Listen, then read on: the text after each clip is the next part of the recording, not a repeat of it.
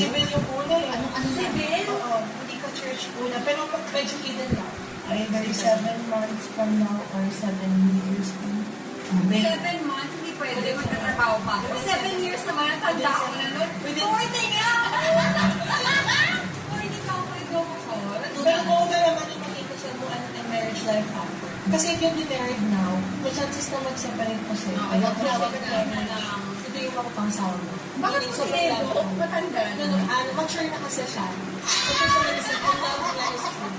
Tapos, it's a good start. Nagkaanak ka.